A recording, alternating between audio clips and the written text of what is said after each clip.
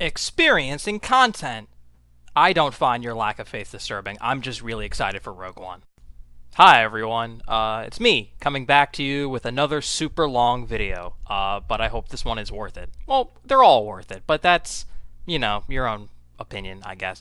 Anyways, I wanted to do a sort of 2016 Game of the Year thing, but I wasn't really feeling the awards because I've been doing awards for gazillions of years and they're sort of dumb.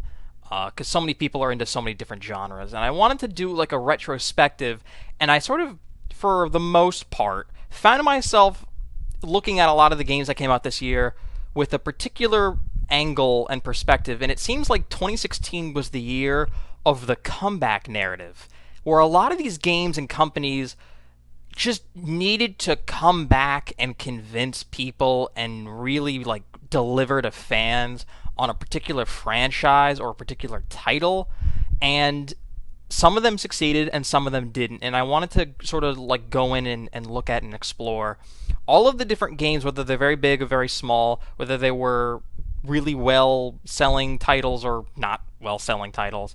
Like all the games that you sort of look back on and you're like, yeah, 2016, those are the games, or the moments or the reveals or the consoles or whatever.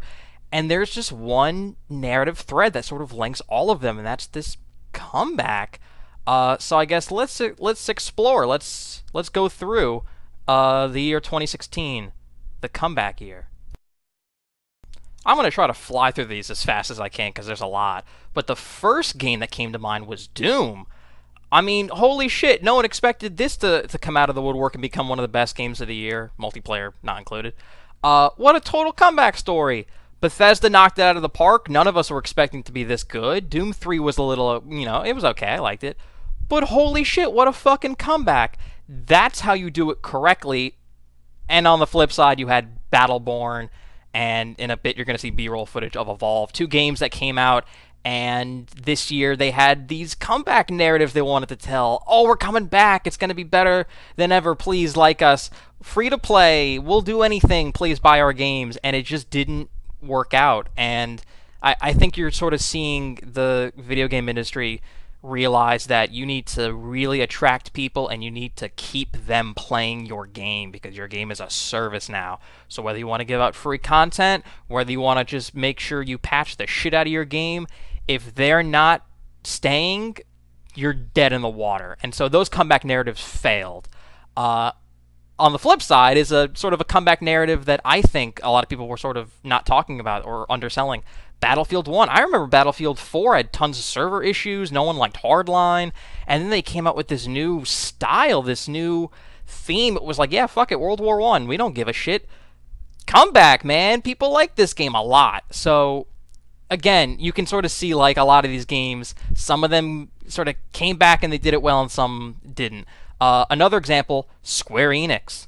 I mean, holy shit, did we give them nothing but flack for years? Final Fantasy is dead, 13 is garbage, this game's taking forever to develop, what the fuck is going on? Oh my god, it got delayed. And then it comes out and people really dig it. Like, this is a great game. Did any of us see that coming at all? I mean, Square Enix had a great year. I mean, Hitman was a success. That's a good comeback narrative, right? I didn't think it was possible, but they really did. They proved me wrong. Here is another comeback narrative that maybe isn't going to work out. Gears of War is this big franchise that the Xbox totally needed, and it totally like delivered on in the 360 era, and then it came to the Xbox One, and initial sales figures don't look great. I like this game a lot, but there was this undercurrent of like, are people tired of these games? Or is it going to be as big as the other ones were? Who's developing this game? Like, is the pedigree there? And I think they definitely gave us a great game. I don't know if that many people gave a shit. I mean, it's weird. Like, you can sort of make up these comeback narratives, but sometimes they're really baked into the product and who's behind the products. This one is a little bit of me just being a super snobby Blizzard fan. I love Hearthstone. I play Hearthstone every day.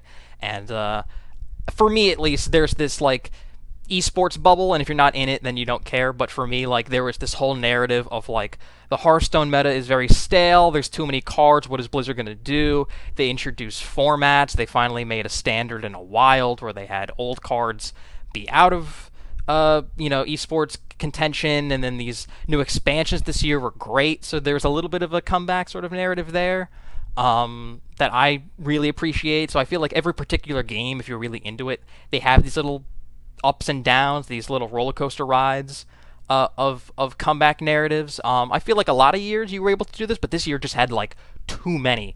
The biggest one, Nintendo. Holy fucking shit. And Nintendo's dead in the water. The Wii U was a failure. What are they going to do? They keep delaying Zelda. Oh my god. What the fuck is this NX? How much is it going to cost? When's it coming out?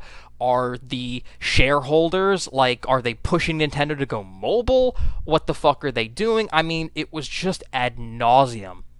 The amount of fucking think pieces and fan speculation and expectations.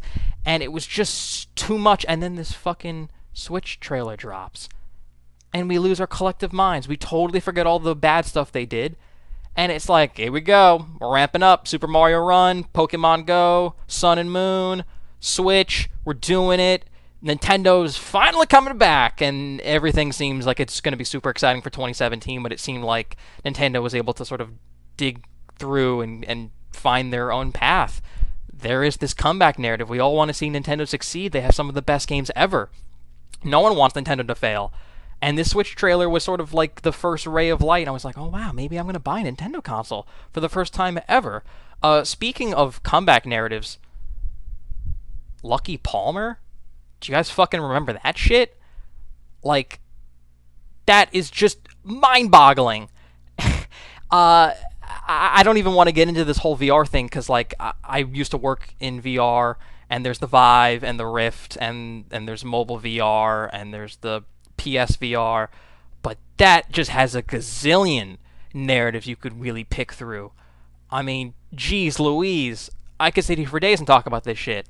So let's just hope that this narrative gets a little richer, just because I like making videos about drama. But yeah, man, VR. I mean, this is the year. This is the start of it, and I hope the future gets a lot brighter, because it's promising. It's got potential. Not a lot of people experienced it, so that's another story. Comeback narrative, Owlboy.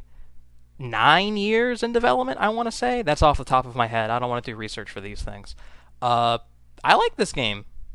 I don't love it. I don't know if I'm going to finish it, but I definitely played it, and I like it.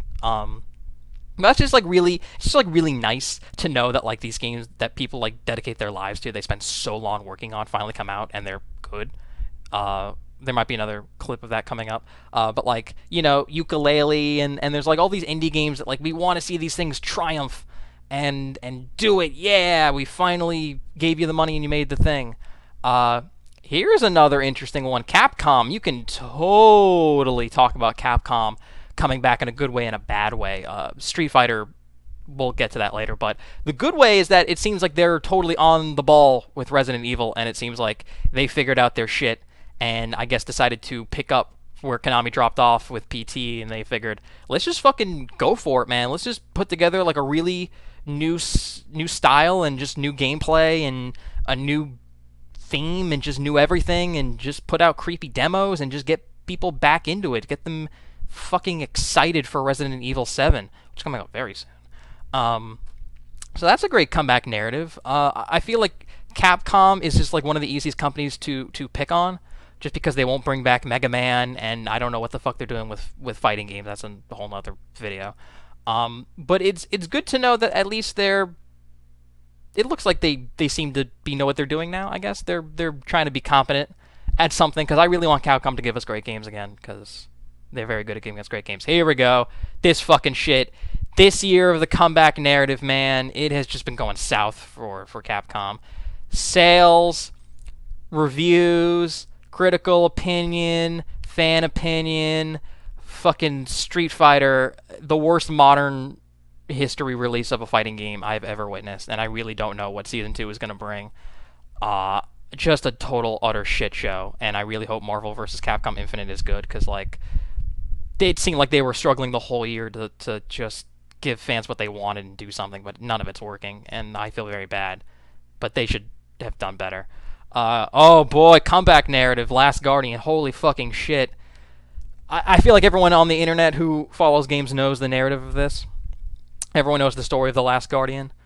It took God knows how long to develop, and there was a gazillion studios working on it, and I don't know why Sony never cut bait, but they finally did it. They released the game, and it's exactly what we all thought it would be, is this very sad, awesome-looking game that has awful, wonky controls and camera angles. Didn't see that one coming. But at least it's nice to know that, like, that narrative is good. Those people got the game out, and apparently it's very good, so good for them. You know, that's nice. I don't know if it'll sell well, but, you know, who cares? They finally got the game out, December 6th, a day that will live in infamy. Here we go, The Witness. I've been hearing about this game for fucking God knows how long, and I didn't love Braid, but I really appreciate and respect Braid from Jonathan Blow. And this game came out and rocked my world. Rocked my world! I think this might be my favorite game of the entire year. Fucking utterly brilliant. And I'm so happy that, like, this game came out when there were no other games. So that, like, I could just, like, play this for, like, 4 straight weeks with nothing to bother me. Like, no other games to get to. God. I might do another video just on this game, but, like, that's a great comeback narrative. Like, Jonathan Blow not doing a whole lot for forever, staying low-key under the ground, and then boom, hits you with maybe the best puzzle game ever made. So yeah, if you haven't played The Witness, please go play The Witness, because it is fucking great, and I heard that game sold very well, and that they're gonna do another game because this game did so well. That's what you get for selling an indie game for $40. On the flip side, Titanfall 2, listen, Titanfall 2 is a fucking phenomenal game, and I love Titanfall 1, and I really like the single player, but it is the saddest thing on earth to hear that this game is doing abysmally, and that EA is maybe not going to do more Titanfalls, and that Respawn is just going to have to do, I guess, a Star Wars game to get out of the basement. Like, man, I really wanted this game to do gangbusters. And I think everyone should play this game, but it just didn't come out in the right time, and I don't know what they were doing with the marketing, and it was just sort of sad and pathetic. And the comeback narrative of, like, them trying to, like, just do everything they can to get people to buy it with sales and free stuff and word of mouth, and I mean, all the critics loved it because they're right, it's fucking great. But the player count is just not there, and it's just so fucking sad because I play that game all the time. Here's another comeback narrative. Amy Hennig leaves Naughty Dog. I don't know what's going to happen with Uncharted. I'm not sure that Neil Druckmann and Bruce Staley can quickly turn around a project completely after they had come off The Last of Us, but they did it with Uncharted 4, which maybe is the best Uncharted game. Terrific. And again, maybe it's me sort of, like, intentionally trying to make a comeback narrative out of something that maybe isn't there, but I definitely was sort of really concerned when Amy Hennig left, and I was like, boy, I don't know what's going on with this Uncharted game. It's getting delayed a couple times. Is this necessary? Usually movies, when you get to 4, they're not as good, you know? But this game is great, and that's really great to see, and I cannot wait for The Last of Us Part 2. So yeah, if you haven't played Uncharted, go play that shit. Ubisoft being taken over by Vivendi, that's another comeback narrative I hope happens. But Watch Dogs, dude, I played Watch Dogs, and that shit was mediocre, and I was so fucking pissed because they had sold that game so well at every E3, and there was a comeback narrative that was like, oh boy, the pressure's on now. We actually got to make this a franchise. It sold well. Maybe we duped people. Are they going to come back? Are they going to give us their money for the second game, even though if it looks great and is great? We sort of tricked them with the first game because it wasn't good, and I don't know. I don't know if this comeback narrative is gonna pay off for Ubisoft. Anyways, I think they want this to be a franchise so they can sort of go on and off with Assassin's Creed every year. I'm not sure they're going to be able to pull it off, but there was definitely a lot of heat for them to make Watch Dogs 2. I'm sure that a lot of people just sort of like just zoned out and they don't even care that this game exists because the first one, you know, bothered them so much. But that was definitely something I was keeping my eye on when they unveiled it. So 2016, man, just fucking nothing but these stories. Oh boy, Fallout 4. But this actually isn't what I'm talking about. I'm talking about the Xbox Scorpio reveal, because everyone loves to do the whole Dickensian arc of the console wars, and Sony's up and Microsoft is down, and the sales figures. And this was the year that Microsoft was like, you know what? Round 2, fuck it, Scorpio, we're doing it. We're going to double down on that shit, and we are going to come back and really sell you on the future of the Xbox, and we're going to scare the shit out of Sony. And that sort of worked because Sony, I guess, was caught off guard, and they released their PS4 Pro, and it's shitty or whatever. I don't know. I don't hear great things about it. And the future of consoles is fascinating, but also pessimistic, just because I'm not quite sure about this whole 4K upgrade midpoint thing, but I really like my Xbox One S. I think that is the console they should have released, and I feel like this Scorpio is like the comeback narrative that will get internet redditors and commentators to really latch onto them. So that'll be fascinating to see how that goes. And we got one more coming up. What the fuck is this? Oh, this is Call of Duty. That's right. I didn't know what this was for a second. Call of Duty, Infinite Warfare, the comeback. People hate our game. Thumbs down on the trailers. People hate Call of Duty. Is it dead? Are the sales going down? Blah, blah, blah. And then all anyone gave a shit about was Modern Warfare Remastered, because it is way fucking better. I love Modern Warfare Remastered. I don't play this game at all, but that's always the comeback narrative. It's like, are they going to do it? Infinity Ward, these no-name people, because everyone left the old Infinity Ward. Can this game be really good? And apparently the single player was good, but I have not stopped playing Modern Warfare Remastered, and it really makes Infinite Warfare look like dog shit, because the jumping and the running, it just doesn't fit with the maps. I don't know. It just doesn't fit.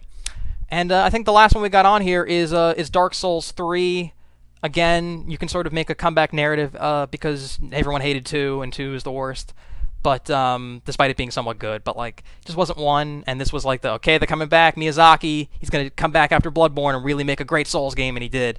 So yeah, 2016, the year of the comeback narrative. I hope you like my trip down memory lane. You can follow me on Twitter at @JaredRusso, and I think my next video is going to be about 2017 predictions. So place your bets, because that'll be a lot of fun. Ooh. So until then, go play most of these games, or play all of them. I don't give a shit what you do. I'm not the fucking police. I can't tell you what to do. But I would advise that you play a lot of these games. And yeah, thanks for watching. And thanks for 17 plus minutes of your time.